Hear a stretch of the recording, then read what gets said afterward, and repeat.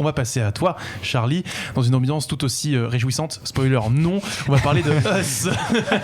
Alors oui, après la révélation de Get Out, Jordan Peele revient dans les salles obscures avec son deuxième film, forcément très attendu après la réussite critique et commerciale du précédent. Alors situons rapidement l'intrigue. Une petite fille afro-américaine se perd dans une fête foraine et se retrouve à l'intérieur d'un étrange palais des glaces et se confronte à son double. On retrouve cet enfant traumatisé 30 ans plus tard, alors qu'elle revient à Santa Cruz avec son mari et ses 2 enfants pour passer les vacances. Et ce sera l'occasion pour elle de se confronter justement à ce traumatisme et à l'angoisse du retour de ce double, et pour finalement voir toute la famille confrontée à leur doppelganger dans une séquence de home invasion particulièrement angoissante. Alors du coup, on voit bien que ça reprend un peu tout le canevas du film d'épouvante. Est-ce que comme dans Get Out, on utilise les clés, les codes du genre pour les dépasser? Alors, pas vraiment. On est vraiment là dans un film d'épouvante pur et simple. C'est, voilà, dans Get Out, justement, il y avait eu cette maturité dans la mise en scène et dans l'assimilation des codes. Cette distance aussi, peut-être. Voilà, et du coup, il y avait un vrai jeu avec le spectateur sur ses attentes et une réutilisation de ces codes-là pour faire autre chose. Dans ce film-là, on retrouve la même maîtrise des codes du genre, mais pour réinvestir le film d'épouvante de manière beaucoup plus assumée. On a d'ailleurs des références très bien digérées tout au service de cette mise en scène de l'horreur, que ce soit Hitchcock, Shyamalan ou encore Kubrick. Tous les maîtres du genre sont ici cités à bon escient. On a également des références à Lewis Carroll avec Les Lapins. Et puis on a une direction artistique qui est très maîtrisée, une photographie excellente qui vont dans le sens d'une ambiance anxiogène. Je pense notamment à une scène, à une des premières scènes, je crois que la première scène d'ailleurs, où on a cette petite fille donc dans la fête foraine avec un t-shirt de Thriller de Michael Jackson et une pomme d'amour qu'elle tient un peu comme un ballon d'hélium. Et donc on a comme ça un jeu de correspondance avec le rouge de la couleur.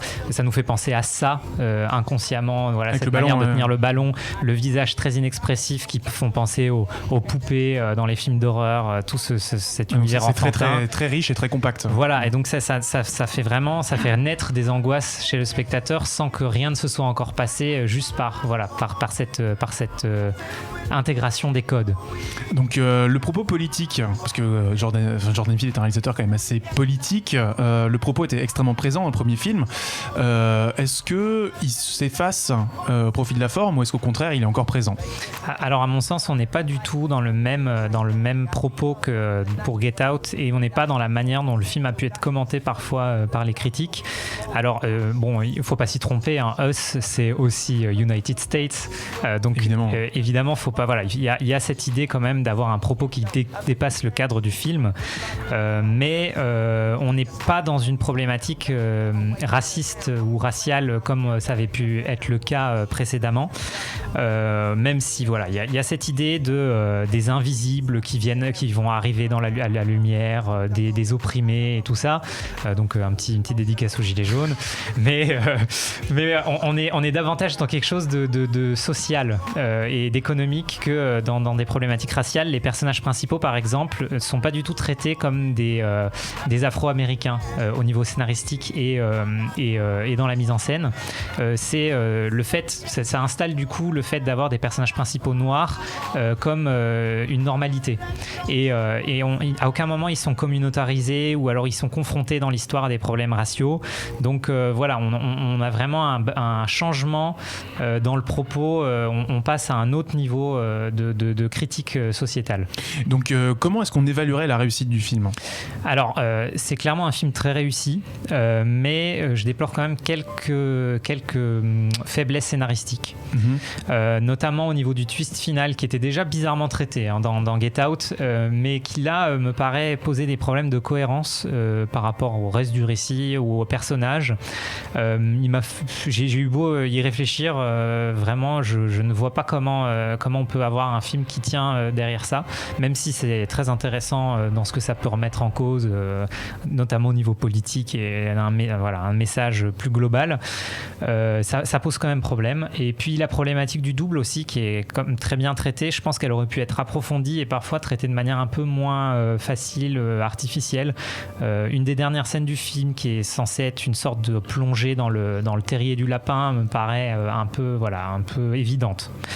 Malgré tout, si on peut retirer un enseignement, c'est que on a bien affaire là à un vrai réalisateur, à un grand réalisateur, je pense.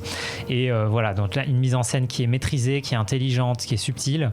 On a un vrai virtuose de l'horreur. Et je pense donc qu'on va attendre avec impatience la suite de sa filmographie, peut-être justement avec une confrontation à un autre genre que le film d'horreur. Merci du coup pour ta critique. Autour du plateau, est-ce que vous avez vu Us, Grégoire, Johan? T'avais vu Get Out? Moi j'avais bien aimé Get Out parce que je l'avais aimé de la même manière que j'avais aimé comment il s'appelait, Green Room, en fait. C'est ce genre de petit film, parce que c'était à la fois ça avait pas d'autres prétentions que d'être de la bonne on va dire série B à l'ancienne, c'est-à-dire c'est pas cette mode qu'on avait de l'elevated horror en fait, c'est-à-dire qui est plus on va dire l'horreur intello, qui vient beaucoup, qui vient énormément de chez Sundance, etc. Enfin voilà. Et j'avais bien aimé Get Out parce que j'avais trouvé que c'était un film sans prétention mais qui était bien mené de A à Z. Et ce que j'avais aimé, c'est-à-dire que c'était l'aspect comme une des influences qu'avait revendiqué Jordan Peele, c'était la 4e dimension en fait. Et c'est vrai qu'effectivement il y avait cet aspect Rod Serling et j'avais trouvé que c'était bien amené, même le fameux twist qui avait été un peu ça me fait rire parce que j'avais trouvé que dans le côté la révélation finale, bon pour ceux qui n'ont pas vu Get Out on va pas dire mais c'est vrai que dans ce côté un peu socialo, un peu trashouille et tout, même si c'est beaucoup très suggéré, moi perso j'ai bien aimé que ça me rappelait un duo qui est un peu oublié aujourd'hui dans le cinéma fantasy des années 80, qui était Stuart Gordon et Brian Usna. Alors pour ceux qui connaissent pas, ceux qui avaient fait Reanimator, Society, etc. C'est-à-dire des fois c'est réussi, des fois c'était pas réussi, mais il y avait toujours une volonté de faire à travers des trucs très trash un côté un peu film, un commentaire un peu social, politique et tout, mais de manière très drôle. Et je trouvais qu'il y avait un peu de ça chez Jordan Peele, sans le gore, de manière beaucoup plus suggestive, mais je trouvais que ça permettait ça rendait le long métrage attachant. Voilà. On a effectivement, tu fais bien de me mentionner la 4e dimension parce qu'il va s'y atteler, justement, comme nous le rappelle Phenom sur le chat, qui nous a dit également: pendant tout le film je me disais que les Simpsons l'avaient déjà fait et j'ai capté direct le twist à cause de ça. Donc voilà, on embrasse Matt Groening où qu'il se trouve. Chouécha64, donc notre ami Pierre, qui nous dit qu'il n'a pas trop kiffé Get Out, notamment parce qu'il avait l'impression qu'il lui hurlait à la figure. Le racisme c'est pas bien, donc peut-être un truc peut-être trop didactique. Est-ce que là on est plutôt dans quelque chose qui travaille le ressenti, qui prend moins le spectateur par la main peut-être? Je suis pas trop d'accord le côté didactique, parce que Get Out, je trouve que c'était vraiment un film de mise en scène, quoi, où on t'installe une ambiance, où vraiment on joue avec le spectateur, et j'avais pas l'impression, alors clairement il y a un message politique et tout ça, mais ça prenait pas le pas, quoi, sur le reste, je trouvais. Et là on est vraiment encore moins là-dedans, quoi. Là, vraiment il y a pas de problématique raciale abordée dans le film. C'est pas un film performatif, quoi. C'est un film qui... alors c'est au niveau de l'interprétation, du sens, du twist ou de plein de choses, on peut aller le tirer vers ce genre de problématique là, mais même je trouve que ce serait tiré par les cheveux, et c'est vraiment plus un côté c'est une réflexion sur la société américaine peut-être d'un point de vue plus global, et ça peut concerner tout autant les blancs, les pauvres blancs que les noirs, quoi. Très bien, merci beaucoup en tout cas pour ces clés de lecture sur Us. On rappelle, c'est encore au cinéma, ça vient de sortir. Donc Us, c'est au cinéma, Love, Death and Robots, c'est sur Netflix. On espère que vous prendrez du plaisir à regarder jeux tout vidéo, ça. BD, manga, séries et cinéma de genre. L'actu Pop & Geek, c'est dans Hyperlink, votre cocktail de bulles et de pixels, avec Karel et son équipe, tous les dimanches à 16h, en direct sur VL.